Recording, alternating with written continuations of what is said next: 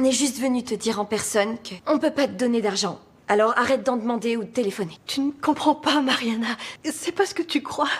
Si tu savais, j'ai voulu te le dire au téléphone l'autre soir. À ce moment-là, un homme inconnu est sorti. Anna semblait avoir très peur de lui. Elle a expliqué à l'homme qu'ils étaient ses enfants. Mais l'homme ne se souciait que de savoir si elle avait de l'argent. Après avoir confirmé qu'Anna n'avait pas d'argent, il est parti directement. C'est à ce moment-là que Mariana a réalisé que sa mère biologique leur demandait sans cesse de l'argent. En fait, c'était pour entretenir son petit ami. Ils ont complètement perdu confiance en Anna. Attends, la dernière fois t'as dit que l'argent était pour une cure de désintox. Oui, c'est vrai, c'était le cas. Mais maintenant, je veux juste... Je dois quitter cette ville. Il a toujours de la drogue. Il est tout le temps défoncé. J'essaie de lui dire non, mais il s'énerve contre moi.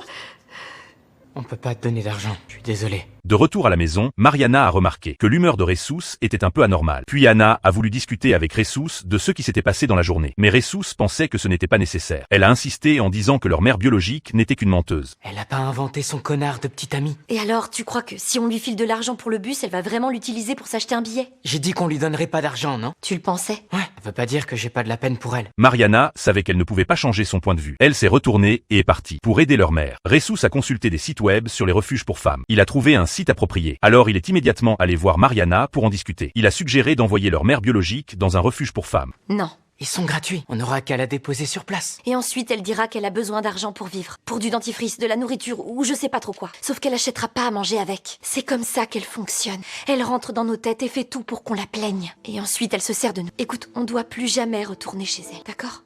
Tu dois m'en faire la promesse. Je te le promets. Mais Mariana ne savait pas que Ressus n'avait pas abandonné l'idée d'aider leur mère biologique. Alors, il est retourné dans cette maison. Ce soir-là, la petite amie de Ressus a dit à Mariana qu'ils n'étaient pas du tout ensemble. Mariana a immédiatement senti que quelque chose n'allait pas. Elle a tout de suite appelé Ressus. Mais personne n'a répondu. La situation était complètement hors de contrôle. Elle n'avait pas d'autre choix que d'aller voir ses mamans et d'avouer qu'elle avait contacté leur mère biologique Anna. Elle vivait dans un endroit très délabré en ville. Il y avait même un homme dangereux à ses côtés. Et Ressus était allé là-bas. Mais maintenant, impossible de le joindre. Il devait sûrement être avec leur mère biologique. Les mamans ont été choquées en entendant cela. Steph était très inquiète. Elle a ouvert le placard et en a sorti une arme. Qu'est-ce que tu fais? Je vais chercher notre fils. Tu peux demander l'adresse à Mariana? Steph, attends, tu crois pas qu'on devrait appeler la police? À ton avis, je suis quoi? Techniquement, elle n'a commis aucun crime, alors je vais juste récupérer Ressus et m'en aller. T'inquiète pas.